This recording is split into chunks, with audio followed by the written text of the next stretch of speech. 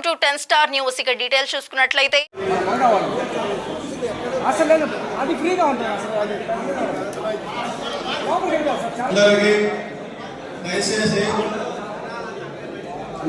కోరుతున్నాను మా ఎమ్మెల్యే గారికి అనేక వందనం.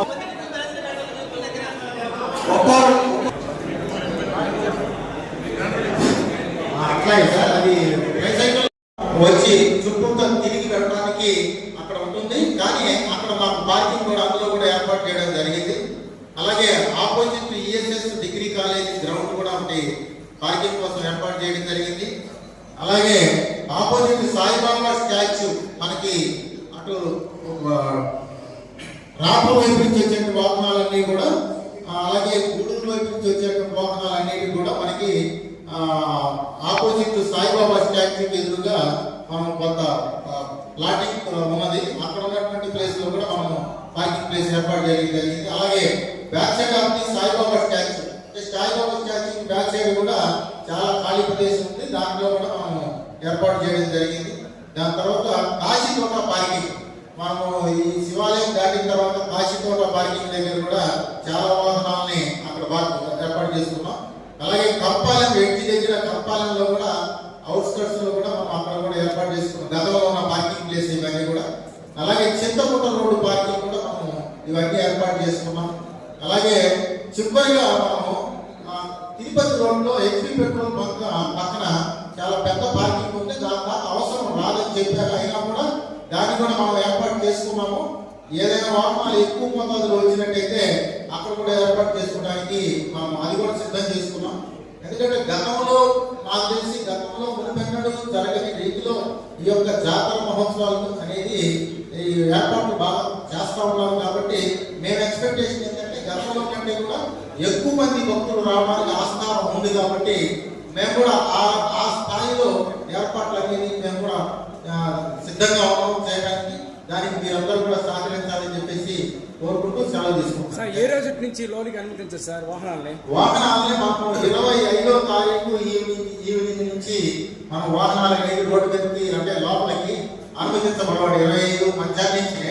అయితే మనకి ఏ చిన్న షాపింగ్లు కానీ బొమ్మలు అమ్మేవి కానీ ఇంకా వేరే చిన్న చిన్న వస్తువులు కానీ టెంకాయలు కానీ ఏవైనా సరే మనకి ఈ యొక్క రాజాగారి వీధి కానీ, అలాగే ఓల్డ్ బస్ స్టాండ్ రోడ్డు కానీ, తూర్పు వీధి కానీ, తర్వాత స్టేట్ బ్యాంక్ రోడ్డు కానీ, ఇలా 4 వైపులు ఉన్నటువంటి రోడ్లు మొత్తం కూడా దయచేసి వాటిలో ఏ చిన్న షాప్ పెట్టడానికి కూడా పోలీసు వారు అనుమతించాలి. దయచేసి అర్థం చేసుకోవాలి. ఎందుకంటే అక్కడికి వాహనాలు వచ్చినా షాపు పెట్టినా రోడ్డు కంజెషన్ అయిపోయి వచ్చేటువంటి భక్తులకి ఇబ్బందికరమైనటువంటి పరిస్థితులు ఏర్పడతాయి. కాబట్టి అటువంటి వాటిని మేము అనుమతించదలుచుకోలేదు. ఈ రోజు నుంచే మేము అనౌన్సింగ్ కూడా మైక్ ద్వారా అనౌన్సింగ్ కూడా చేపిస్తా ఉన్నాం. దయచేసి అందరూ షాప్ వారు అందరూ కూడా న్యూ బ్రిడ్జ్ తర్వాత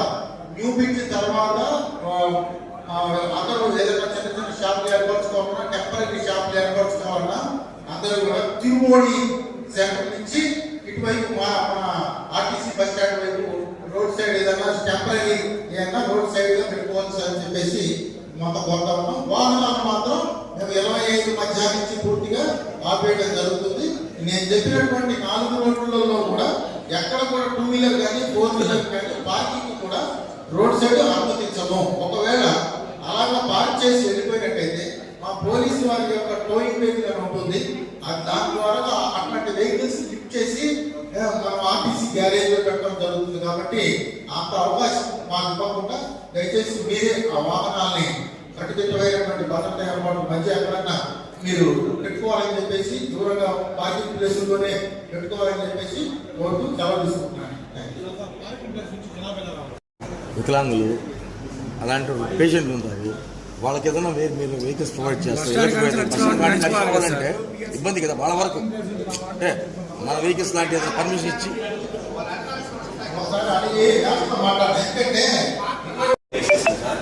ఒకేసారి 5 మంది తాళిబొట్టు అంటే తెంపేశారు సార్. దొంగలు తెంపేసి వెళ్ళిపోతా ఉన్నారు. పోలీసులు పట్టించుకోవాలి. నేనే పట్టుకొని దొంగను పట్టుకొని పోలీస్ స్టేషన్లో అప్పగించాను. కాబట్టి మనం అక్కడ ఎక్కువ సెక్యూరిటీని ప్రొవైడ్ చేస్తే బాగుంటుంది అనేది. మీరు అన్నది కరెక్టే. తప్పనిసరిగా మబ్బిలో కూడా అక్కడ ఎక్కువ మంది సిబ్బంది ఈసారి ఏర్పాటు చేయడం జరుగుతుంది. రో పార్టీలు కానీ పోలీసు సిబ్బంది కూడా చాలా ఎక్కువ మందిని ఈసారి అక్కడ పోస్ట్ చేయడానికి ప్రయత్నం చేస్తా ఉన్నాం. సీసీ కెమెరా పెట్టడం జరుగుతుంది. చిన్నపిల్లలు వస్తారు, వారికి ఎంత ఏం చెప్పలేదు సార్. ఫీడింగ్ చేస్తారు కదా జూలైలో, వాటికంటే ఏర్పాటు గురించి చిన్నపిల్లలకు తీసుకొని జూలైలో అమ్మవారి దర్శనం వస్తారు సార్. వాళ్ళకందరూ ఎటువంటి దర్శనం ఇబ్బంది లేకుండా కల్పించాలని కోరుకుంటున్నాను. నెక్స్ట్ ఇంకోటి ఏంటంటే సార్, వ్యవసాయంగా సస్యశ్యామలంగా ఉండాలని మన ప్రజలందరూ మడకలు అనేవి ఎంతో పవిత్రంగా ఒక 5-6 రోజుల ముందు నుంచే ఏర్పాటు చేస్తారు సార్. మడకలు వాటిని అమ్మవారి దగ్గరికి చేరకుండానే దర్శనం మీరు లేకపోతే బయట రోడ్డు మీద పడేస్తారు సార్. వాటికంటే ఒక ప్రత్యేకంగా వాళ్ళకి ఇబ్బంది లేకుండా దర్శనం కల్పించాలని, అమ్మవారి దగ్గరికి ఆ మడకలు చేరాలని అది కోరుకుంటున్నాం సార్. ఎక్కడైనా ఒక దగ్గర పెడతారు, ఒక దగ్గర కానీ ఇటు సైడ్ ఒకటి, ఆ పక్క రెండు పెట్టండి. రెండు పెడితే ఈ పక్క వాళ్ళు ఆ పక్క వాళ్ళు ఆ పక్క తీసుకుంటారు, ఈ పక్క వాళ్ళు ఈ పక్క తీసుకుంటారు. ఫోటో పెట్టి చేస్తారు.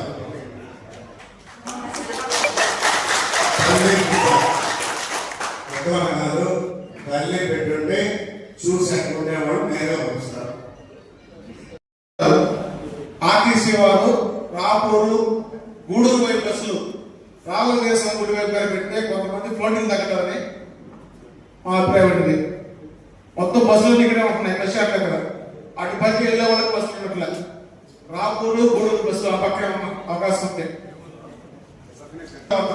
సాయంకాలం 5 గంటల పైన అమ్మవారి భక్తులకి ఆర్టీసీ వారు తిరుపతి, కాళహస్తి, నాయుడుపేట, జింగపల్లి వెళ్ళే వాళ్ళందరూ కూడా ఆర్టీసీ బస్ స్టాండ్ ఎక్కే విధంగా ఏర్పాటు చేస్తాం సార్. అదేవిధంగా రాపూరు, గూడూరు, తగ్గవూరు, నెల్లూరు వీళ్ళందరూ కూడా మన విశ్వోదయ గ్రామంలో ఏర్పాటు చేస్తాం సార్. ఈ సౌకర్యం చాలా బాగుంటుంది. ఎందుకంటే మా డ్రైవర్లు, కండక్టర్ని అంటే 2 భాగాలు మేము చేసుకొని కూడా ఆ రకంగా మేము సర్దుబాటు చేసుకొని ప్యాసింజర్లు కూడా మేము అదే రకంగా ఎప్పుడు చెప్తాం సార్. ఆ డిపో వాళ్ళకు కూడా అందరికీ చెప్తాము. అక్కడ ఆ రూట్లో కానీ వస్తే బాలకేంద్రం మీద అక్కడికి కానీ వస్తే చాలా క్లబ్స్ అయిపోతుంది, ప్యాసింజర్లకి చాలా ఇబ్బందికరంగా ఉంటుంది. అందుకని మేము 2 ఆఫర్లు చేసుకొని ఈ రూట్లో వచ్చి చేసుకుంటాం సార్. ఇది చాలా సౌకర్యంగా ఉంటుంది సార్. అందరికి కూడా మేము చెప్తాం, అన్ని డిపోలలో కూడా ప్యాసింజర్లకు కూడా చెప్తాం, ఈ బస్సులు ఇక్కడ ఆగుతాయి, ఈ బస్సులు ఇక్కడ ఆగుతాయి. బోర్డులు పెడతాము, అనౌన్స్మెంట్ చేస్తాము, అన్ని చేస్తాం సార్. 2 hours పడుతుంది. అది అర్థం చేసుకుని దయచేసి ఎంతసేపు అయితే మీ సౌకర్యం చూసుకోవాలండి. ఒక్క విషయం సార్, ఎందుకంటే ప్రమాదాలు జరిగే అవకాశం ఉంటుంది. ప్యాసింజర్లు కూడా కన్ఫ్యూజ్ అయిపోతారు సార్. అందుకని ప్యాసింజర్ ఇక్కడే మాట్లాడుకుంటాం. మనం ఈ రోడ్డు మీదనే మన పాత పెట్టి మీరు ఇలాగే వస్తారు సార్. ఆ రూట్లో సార్. ఆ రూట్ అంతా ఆటోలు, మినీ వెహికల్స్, స్కూటర్ వాళ్ళు మాత్రం మా బైక్ పెట్టుకుంటారు. ఇక్కడ అది మీరు చెప్తే ఎక్కడ పెట్టమంటే ఆ ప్రదేశంలో అనుకూలంగా లేదు సార్. బస్సు రావాలన్నా, బస్సు పోవాలన్నా చాలా ఇబ్బందిగా ఉంది. మేము ఆ ప్లేస్ లో, ఆ ఫ్లాట్లలో, ఖాళీ ప్లేస్ లో కూడా మా డీసీకి సమస్య సార్. దాన్ని ఇరుకునించాలి. ఈరోజు చెప్పారు 200 ఫ్రీ, 3-1 ఫ్రీ, 3 సార్ శాంతి సమావేశం. నమస్కారాలు. మామూలుగా జాతర ఎన్నో అనాది నాకు తెలిసి 1923 నుంచి జరుగుతూ వస్తుంది. సాంప్రదాయాలకు మనం కట్టుబడి అమ్మవారి జాతరని సాంప్రదాయబద్ధంగా కనిపించుకోవడమే ఒక విషయం. సిఏ గారు దీన్ని బాగా వినాలా దయవచ్చి. ఎందుకంటే 2014 ముందు జాతర వస్తాను హీరో గారు కూడా తెలుసు, డబ్బులు మిగిలేదు. ఏ జాతరకు వచ్చిందో ఆ జాతరకు అయిపోయేది. 2014 నుంచి జాగరణ అమౌంట్ని దాని ప్రాముఖ్యతని రాష్ట్ర స్థాయికి తీసుకుపోయిన వ్యక్తి మన కురుగుల రామకృష్ణ గారు. ఎందుకంటే 2014లోనే ఆ రోజులోనే 12 లక్షలు ఖర్చు పెట్టి ప్రపంచ సింగర్ నాగబాబు మనోహర్ ఇంకా శ్రీలేఖ హరిప్రియ అంటే మంచి సింగర్స్, సినిమా పాట పాడే సింగర్స్ తో పాటగా పెట్టించారు. అదే అద్భుతమైన క్యూ లైన్ ఒక రూపు తెప్పించిన ఘనత ఒక కురుగుల రామకృష్ణ గారిని. ఆ రోజు నుంచే పోలమ్మ గుడికి ఫిక్స్డ్ డిపాజిట్ చేసిన ఘనత కూడా ఆయనదే. కాబట్టి ఈ జాతరని కూడా అంత గొప్పగా జరిపించాలని అందరూ అధికారులు కోరుకుంటున్నాను. దాంట్లో ముఖ్యమైన విషయం ఏంటంటే మా సిఐ గారికి ఒక వినిపిస్తాను ప్రజల తరఫున. సార్ మా 2 పాయింట్లు సార్. ఒకటి, బుధవారం రోజు మీరు అక్కడక్కడ పాయింట్లు పెట్టారు, పార్కింగ్ పాయింట్లు పెట్టారు, చాలా మంచిది సార్. బుధవారం జాతర జరిగే ప్లేస్ ఏది, బేస్తవారం జాతర జరిగే ప్లేస్ ఏది మీరు తెలుసుకోవాలి సార్. దయవుంచి బుధవారం జాతర జరిగేది పోలమ్మ టెంపుల్ అవతల సార్, బేస్తవారం జరిగేది యువకుల పోలమ్మ టెంపుల్ యువకుల. మనము ఇటు వాడించే బండ్లు లోకల్ పీపుల్స్ బండ్లు ఆపేస్తే ఎమ్మెల్యే గారి ఫోన్ మా ఫోన్ మోగతానే ఉంటాయి. దయవుంచి దాంట్లో పెద్దవాళ్ళు వస్తారు, ముసలివాళ్ళు వచ్చేవాళ్ళు చాలా మంది ఉంటారు. మా ఇంటికి మేము పోకుండా ఉండలేమనే వాళ్ళు ఉంటారు. కాబట్టి అక్కడ హెచ్పి పెట్రోల్ బంక్ అక్కడ ఊర్లో ఒక దోవ, అక్కడ దోవ, కాంపౌండ్ నుంచి ఇటు ఒక దోవ పెట్టేసి వాళ్ళ ఇళ్ళకి వెళ్ళిపోతారు. అట్టగా మనం ఆపద సొంత వెహికల్ అంటే మరీ పెద్ద పెద్ద వెహికల్ కాకుండా సొంత వెహికల్ వచ్చి ముసుకోవాలంటే మనం అలో చేయాలి సార్. దయచేసి వాళ్ళు ఇళ్ళకి పోవాలా చేసుకోవాలా. ఇంకో మెయిన్ పాయింట్ ఏంటంటే సార్, 26వ తేదీ కాంపౌండ్ నుంచి అక్కడ ఊళ్ళో కూడా జాతర ఉండదు. అక్కడ అసలు అదే ఉండదు, మొత్తం వచ్చేస్తారు జాతర.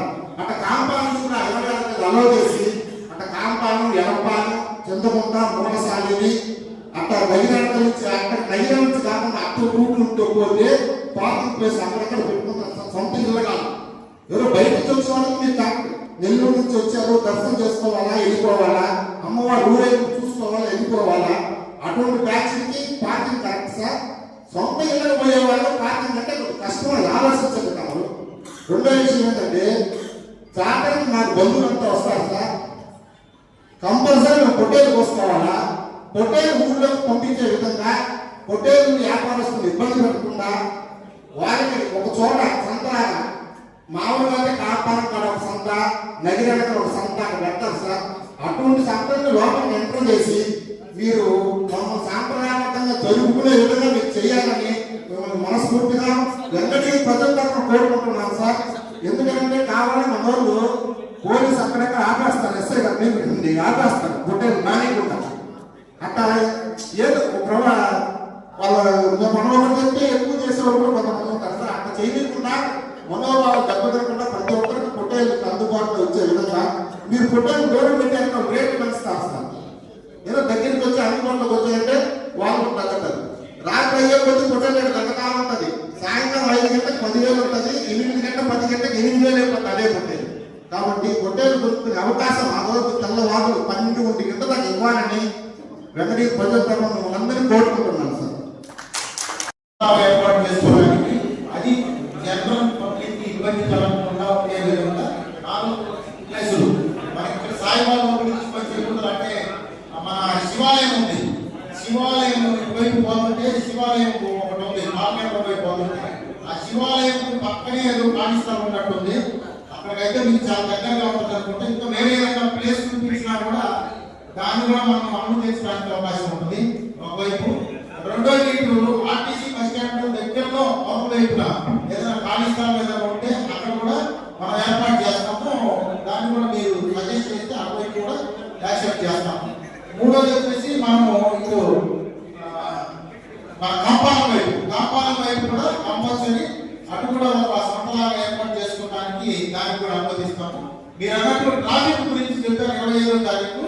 మనోడు అందరూ కూడా మ్యాక్సిమం 25 వస్తారనుకుంటున్నాము. ఒకవేళ ఎంతమంది కొంచెం దూరపాటు నుంచి వచ్చేవాళ్ళు కొంచెం ఈవినింగ్ నైట్కి వచ్చినా కూడా ఈ లోకల్ విలేజెస్ అని ఖచ్చితంగా వెహికల్స్ అలౌ చేస్తాం వాళ్ళని. అదే మీరు చెప్పిన రూట్ లో వాటిని కూడా ఖచ్చితంగా అలౌ చేస్తాం. అందరికీ మేము ఇన్స్ట్రక్షన్స్ ఇస్తాం. వాళ్ళని కాంపౌండ్ వైపు నుంచి మీరు వెల్లంపాలెం వైపు నుంచి అటు అలౌ చేస్తాం ఖచ్చితంగా. అంటే మెయిన్ రూట్ లో మన టెంపుల్ రూట్ లో అలౌ కాకుండా మిగతా వైపుకి అలౌ చేయడానికి మేము ఖచ్చితంగా ఇన్స్ట్రక్షన్స్ ఇచ్చేస్తాం మా ఆఫీసర్. Thank you sir. ఇంకో చిన్న సార్, కాబట్టి దానిలో మనం చేయలేము. తర్వాత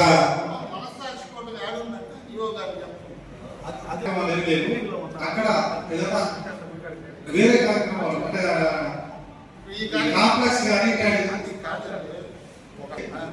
కట్టించిన తర్వాత పెట్టుకోవచ్చా లేదా? అది గవర్నమెంట్ సంబంధించిందా కాదా? గవర్నమెంట్ సంబంధించిన దానికి ఏ ప్రాపర్టీ కాదు కదా అంటున్నా. అది వచ్చి మనస్సాక్షి ప్రాపర్టీస్ ఆ ప్రాపర్టీలో బిల్డింగ్ కట్టడానికి కట్టి పేద విద్యార్థులు కానీ అన్నదాన కార్యక్రమాలు కానీ మంచి కార్యక్రమాలు చేసుకుంటే ఏర్పాటు చేసుకుంటే బాగుంటుంది సార్. మంచి కార్యక్రమం కాదా అన్నదానం చేసింది?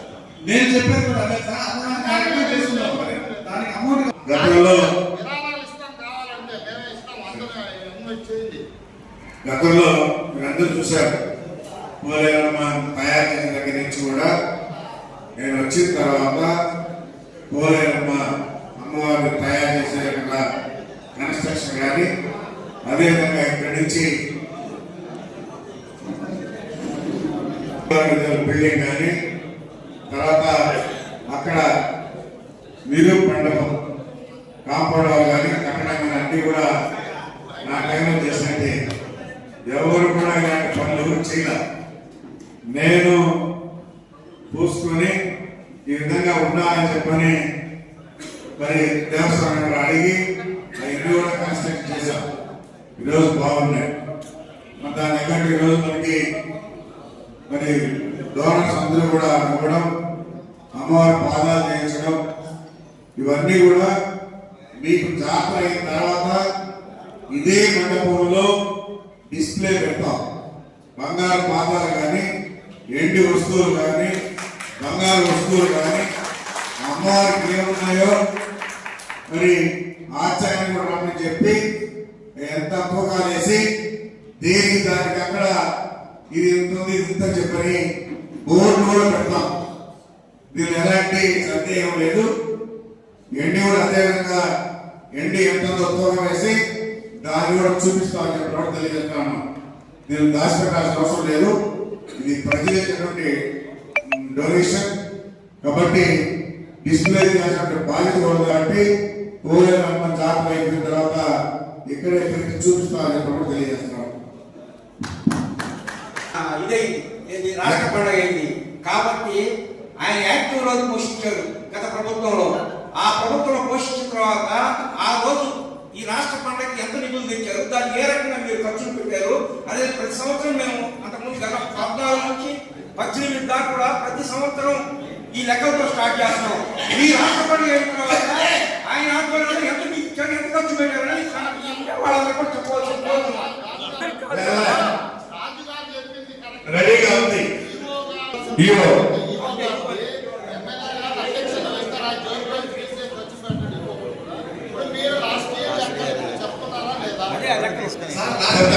అడిగింది కరెక్ట్. ఆయన అడిగిందే నేను అడిగింది, కానీ ఆయన వేరే చూపించి అడిగాడు, నేను డైరెక్ట్ అడిగాను. ఆ లెక్కలే చెప్తున్నారా లేదా? జోబులో ఉండి నడిపారు నడిపారు. మనం నడిపేది కాదు, ఎమ్మెల్యే గారు నడిపేది కాదు. కాబట్టి ఆ మనస్సాక్షి కూటం అనేది దాని విషయం మీకు తెలియదా? ఆ మనస్సాక్షి కూటం కారణం ఏంటంటే పెట్టిన వల్ల ఈ రోజుకి ఏది ఈ తగ్గిపోతుందని చెప్పి హిందూ భావాలు తగ్గిపోతున్నాయని ముఖ్య ఉద్దేశంతో అప్పుడు గోవిందరాజుల వారు అనే ఆయన ఈ మనస్సాక్షి కూటమిని దాని మీద ఏర్పరిచాడు. 7 గంటల మీద దీన్ని పెంపొందించాలని పెట్టి దాన్ని ఇచ్చేశారు. ఆ దాంట్లో వచ్చిన భాగమే ఆ మనస్సాక్షి కూటమి. లెక్కలన్నీ తీసుకోవచ్చు. రాష్ట్ర పండుగ చేసే గతంలో ప్రభుత్వం నుంచి రూపాయలు రాలేదు. ఈ దఫా 1 కోటి రూపాయలు ఇచ్చాం. వస్తుంది ఇబ్బంది. ఈ రోజు ముఖ్యమంత్రి చంద్రబాబు నాయుడిని అడగంగానే 1 కోటి రూపాయలు రాశాడు.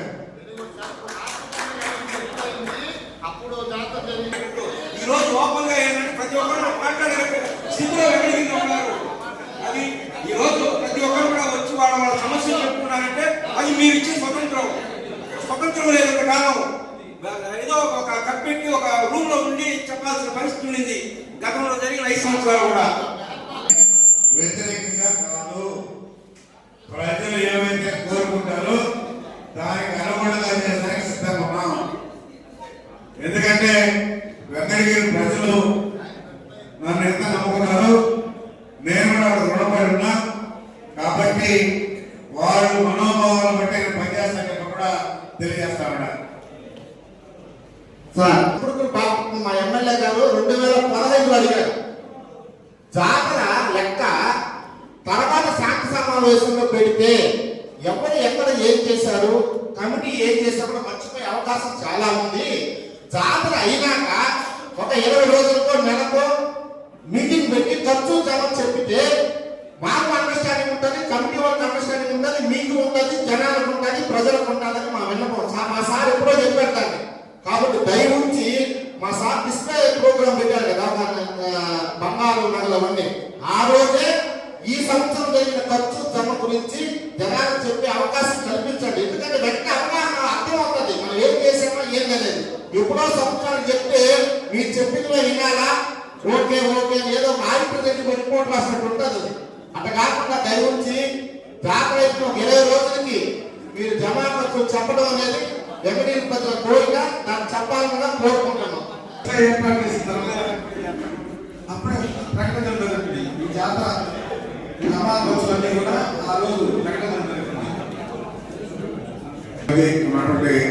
సోదరులు సోదరులందరికీ నమస్కారం తెలియజేస్తూ 22వ తారీఖు ఆదివారం రాత్రి మ్యూజికల్ నైట్స్, 23 సోమవారం సాయంత్రం 6 గంటలకి త్రిపురి సెంటర్ నుండి పోలేరమ్మ అమ్మవారి గుడి వరకు పోలేరమ్మ అమ్మవారి నూతనంగా తయారు చేసినటువంటి పాదాలని డిస్ప్లే చేస్తూ తీసుకెళ్తాం.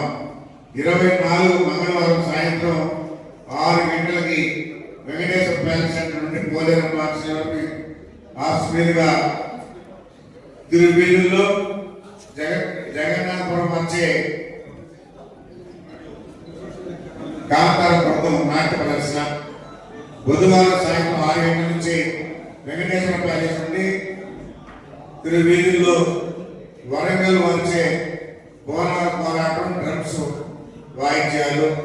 పాత బస్ స్టాండ్ సమీపంలో ఉన్న ఓల్డ్ బిఎస్ ప్రాంగణం పక్కన రాత్రి 8 గంటలకు క్రాకర్స్ ఫెస్టివల్. అదేవిధంగా జీవితుల వారి నుండి అమ్మవారి ఉత్సవంలో రాత్రి 1 గంటకు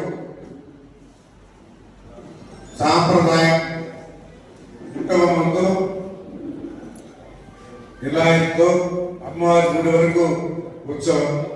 ప్రతిరోజు కూడా 22వ తారీఖు నుంచి వరుసగా 22, 23, 24, 25. గతంలో ఈ 22వ తారీఖు కల్చరల్ ప్రోగ్రాం జరిగిన తర్వాత ఈ 2-3 రోజులు ఏం చేసేవాడు కాదు. ఇప్పుడు అట్లా కాకుండా ప్రతిరోజు 22వ తారీఖు నుంచి ఏదో ప్రోగ్రాం ఉంటుందని చెప్పడం కూడా, ఇప్పుడు చెప్పిన ప్రోగ్రాం అన్ని కూడా ఉంటాయని చెప్పడం కూడా తెలియజేస్తూ జాతర రేపు నుంచే స్టార్ట్ అవుతుంది చెప్పడం